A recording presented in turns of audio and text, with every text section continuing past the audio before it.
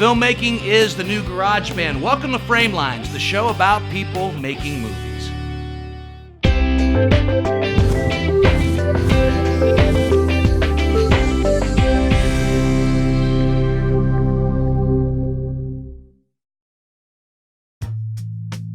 Framelines is brought to you in part by Sabo Studios, gear for the show. Tape Central, providing your media needs. Production Partners Media, affordable media solutions. And by grants from the Greater Columbus Arts Council and the Ohio Arts Council. Josh Flowers is a unique Cincinnati filmmaker making quirky, fun movies.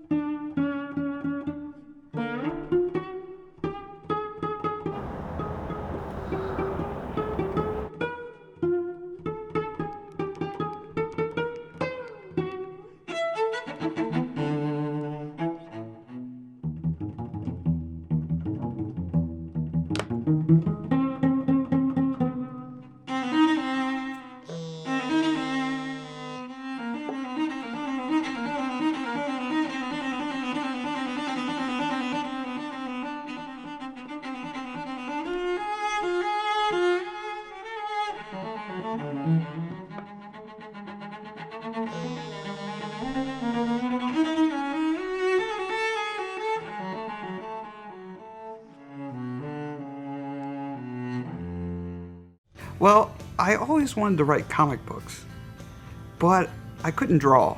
So filmmaking is kind of like doing comic books, you just point a camera at things. That's what I think, anyway. If you can't draw a straight line, then you're a filmmaker.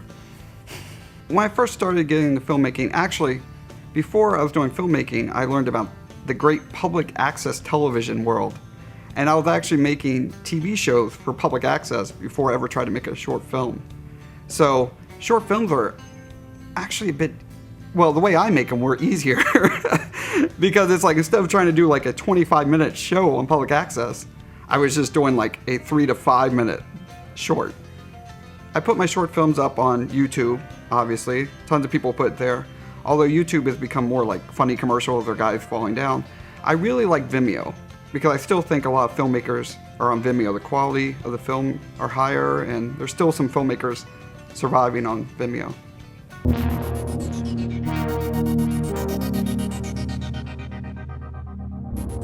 Look at it. Just look at it.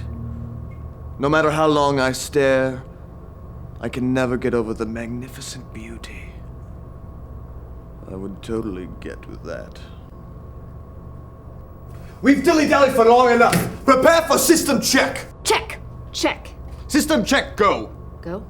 Check. Maps. Check. Flashing lights. Check. Fuel. Check. Statue of Liberty. Probably the film I made that was the most successful was Robot Love from Another World. It won the 48-hour film project in Cincinnati in 2008, and it actually was shown at the Cannes Film Festival. Robot Love from Another World, we did a kind of a spoof of old 1950s science fiction. We made it black and white, has a robot, has aliens, and toilet paper. Our budget on Robot Love from Another World was the price of 10 large pizzas. That's what we used to feed the cast and crew. I don't think any other money came from my wallet. The most watched short I've ever done was probably Fast Love. And it was featured on YouTube, and it's been watched over 700,000 times.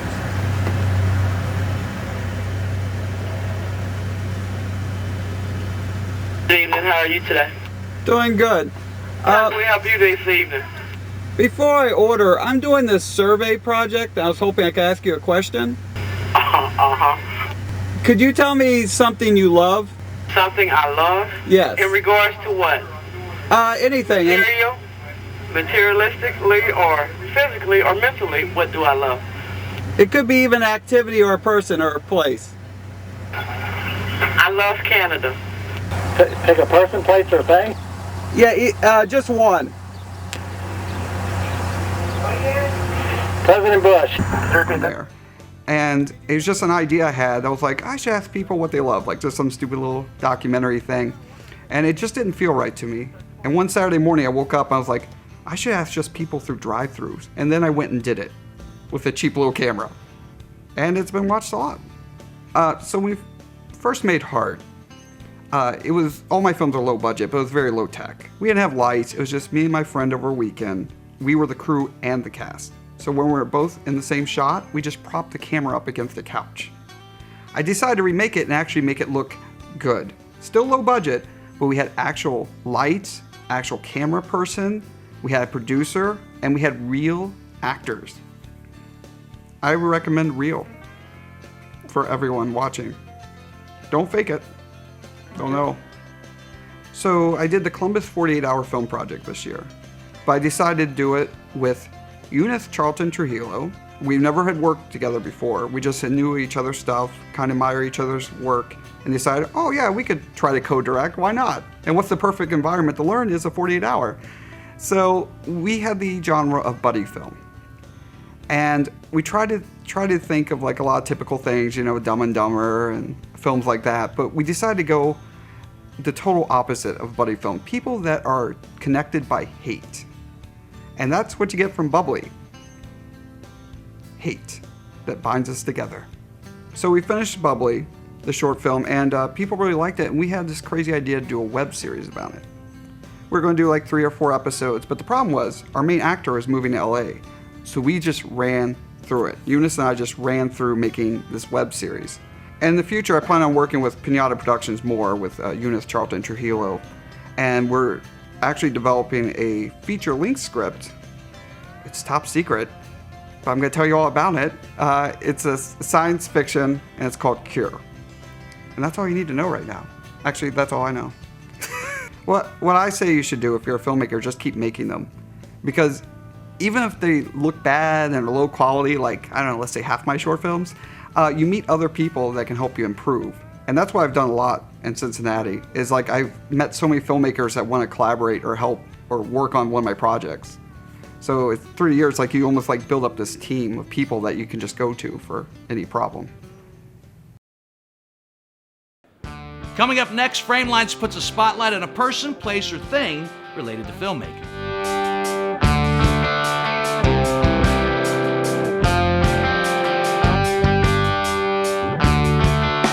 I want to bring attention to Ohio. I think that this is a spectacular stage for people to be showcased. And with the eyes of someone like Arnold, looking at these production pieces, it gives a pipeline to someone who's a producer, writer, director, someone who's an actor. It gives a pipeline to Hollywood.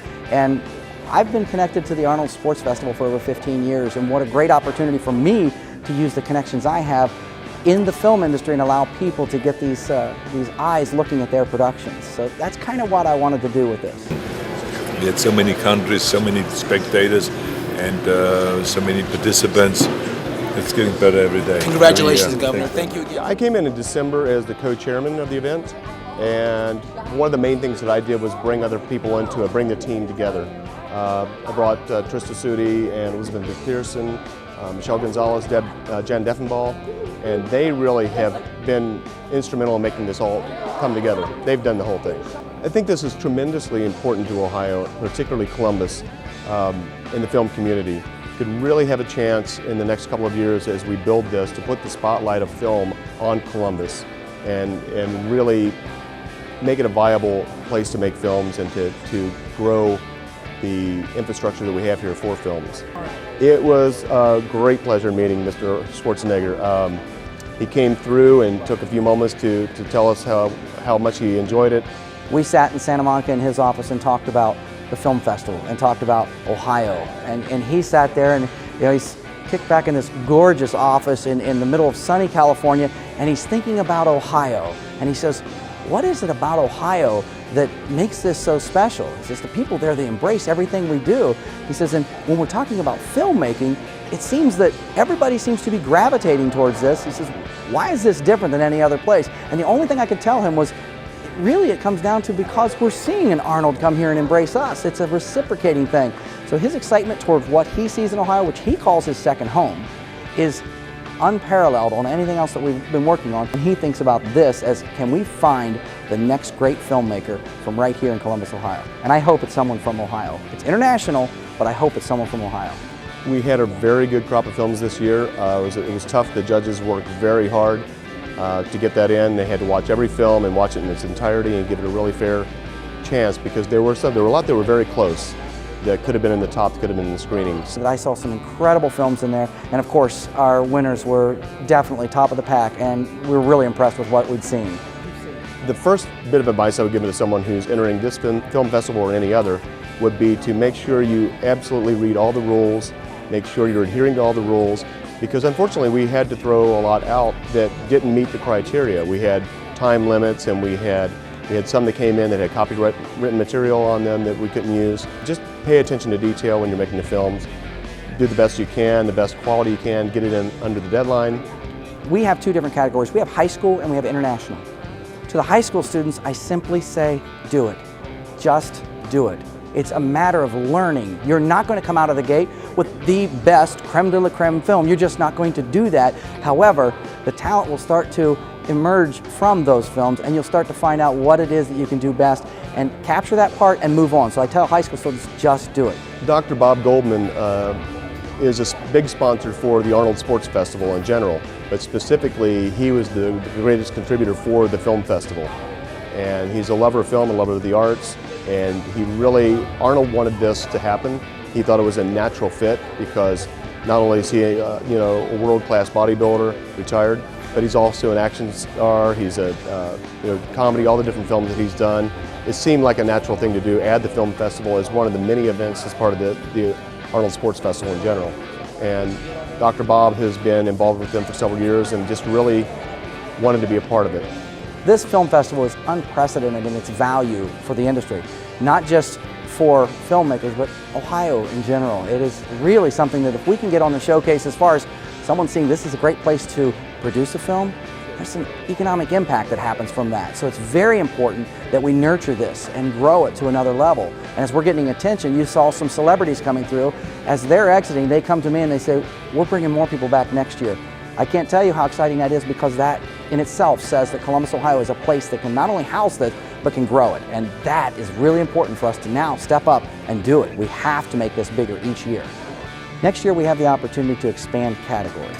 Now this year it's a very slim category when you think about it. The challenges of an athlete, the accomplishments and achievements of an athlete puts a very narrow focus on what we could actually get submitted to the film festival. So next year we're attempting to add other categories specifically, and this is kind of letting a little bit of the secret out, is action. We want to see action. And Arnold's partner Jim Lorimer has embraced the thought of how far can we go with it. So could we see some sort of screenplay developed from a story that's told here that may go on to a Hollywood movie? Boy, if there was ever an opportunity, it's going to be at our film festival. Peter John Ross takes a moment to show us a filmmaking tip.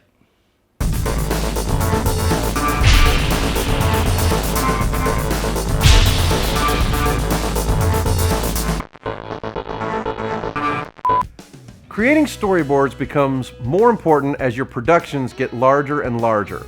Storyboards are a way of showing your intentions more clearly to the entire crew.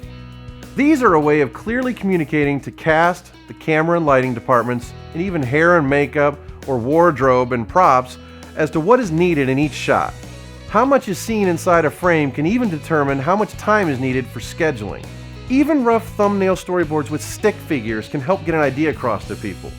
Or you can do more detailed storyboards with even more information in the frame. Going one step further, you can animate the storyboards in the computer to create animatics that show camera movement and timing for the scenes so you can demonstrate pacing. Storyboards are sometimes drawn outside the frame so you can allow more movement of the camera or even allow more options when shooting. Sometimes storyboards are just rough ideas, and sometimes they can be exactly what winds up on screen.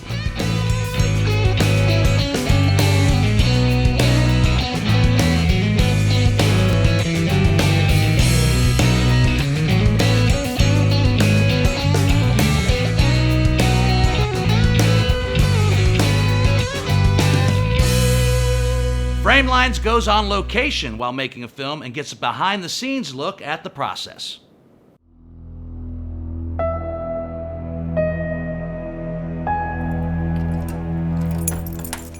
I know, but I've been thinking.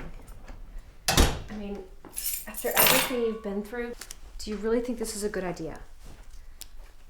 I mean, you have to think through this. Listen, you have to stop blaming yourself. It's not your fault. I mean, think about how far you've come already. I know you want to, but you can't change it. God, you deserve more!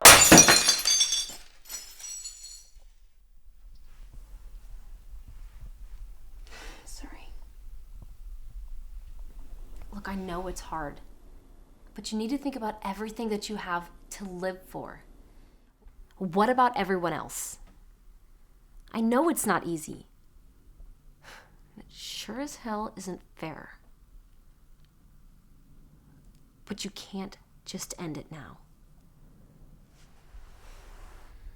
I wish I could tell you that everything will be fine. But you need to believe there's a bigger picture. I need you to believe that. Please. For me.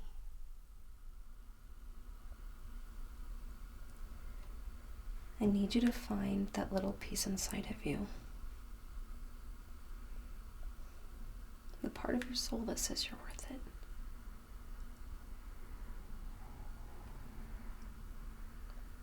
You can get through this. I love you, Holly. You need to know that. You need to believe that.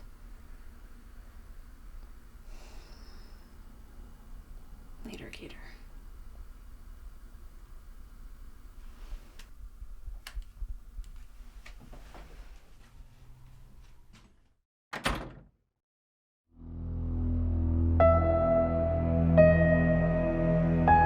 I first got the idea for a cell phone monologue by watching the original ones, the first few that were put out.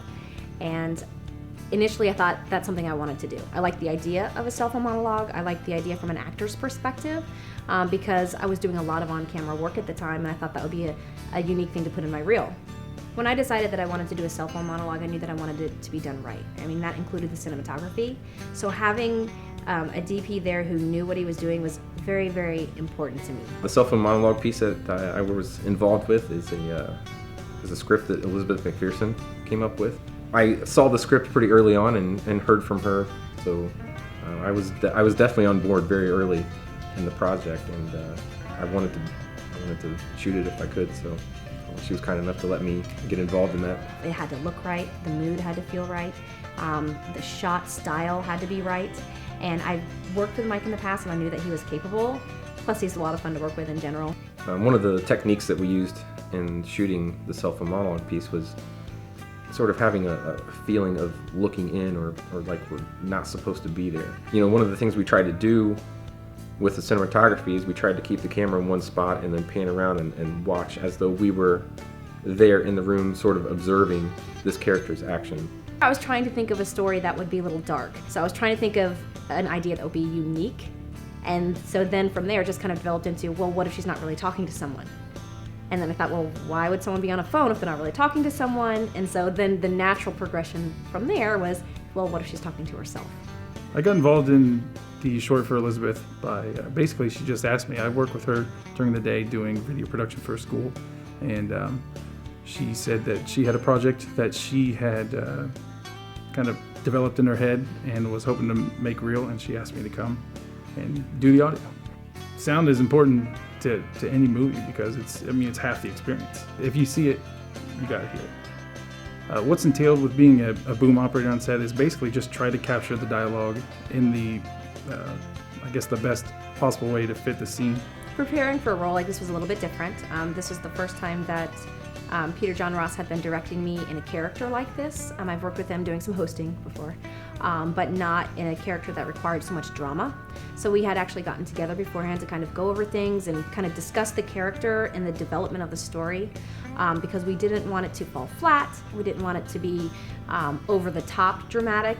You had to kind of find the balance.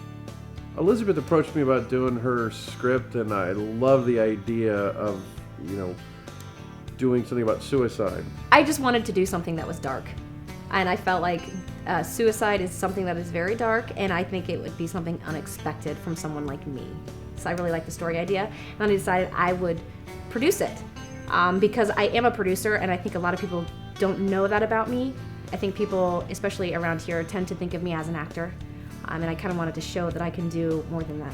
And as a producer, I had to come at it from two different angles. So on one side of my mind, I'm trying to get in character, and then the other side of my mind, I'm trying to make sure everything works, and we have all the details of the shoot worked out. And the fun thing about being the producer is I know where I'm wanting to go with the character and with the story. And so having full control over that, I felt it was a lot of fun to be able to put a different face on me, put me in clothes that are not flattering whatsoever, makeup that's not flattering whatsoever, and doing a character that's different than anything I've done before. When you're dealing with a dark subject matter like suicide, I felt like it was really important to not tell the audience what to think or how to feel. So I wanted to kind of leave it open. I didn't want it to make it obvious, does she commit suicide? Doesn't she? What does she decide to do? Is she in fact truly contemplating suicide? I feel like there are a lot of women in the film scene right now, and a lot of women who want to be involved and wanting to do more roles. But as far as women who are actually doing things or maybe more established or recognized, I do feel like there's not very many. We had a very small crew, so it was a quick shoot. It was a delight. I'm very proud of what we ended up with. Scott Spears hosts a roundtable discussion, much like a film festival panel, in your living room.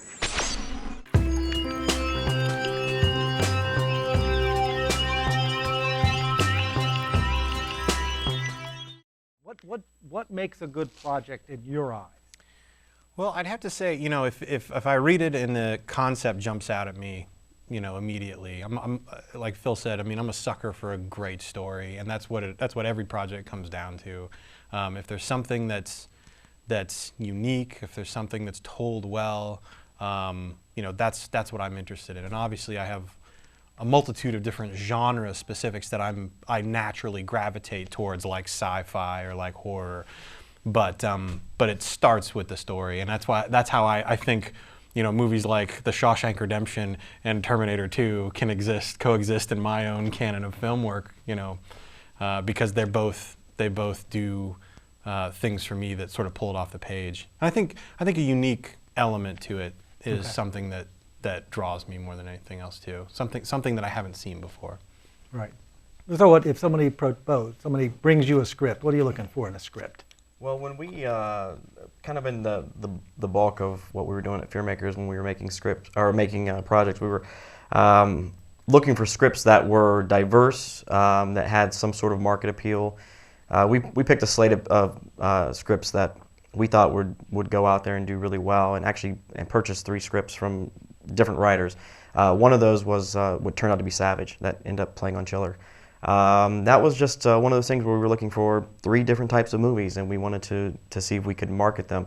One was a supernatural thriller that we never made. One was sort of the teen slasher kind of movie that we never made, and then the last one was a creature feature, which we did make. So, you really never know what's going to hit, and you always think you do, but yeah, you get a story that sort of you kind of fall in love with and say, hey, I like this idea, and I think we can make a really good movie out of it. So.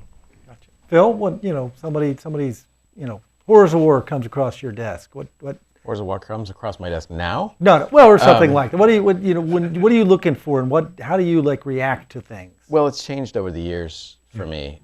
When I started out, I was very interested in high concept projects that were fun but also commercially viable.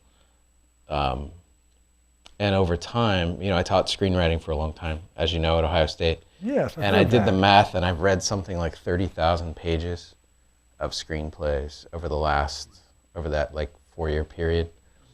So I think that, combined with my getting older and changing sensibilities, have led me to a point where it's all about the quality of the script. If it's a great concept, but the script is subpar, there's no attraction for me. The concept could be a great idea, But it, you know, it's one of those things where if you get something like that, like it needs rewritten. And I've worked on like, I don't know, 20-some features, and you know what it's like. You're working on these features where the scripts are, you know, the concept is there, and that's what they're trying to sell, but the script is unnecessarily dumb, you know? Yeah. Yes. You spend all this money to make these films, large and small. There's no reason the scripts have to be bad, but a lot of times they are. So I've kind of veered more toward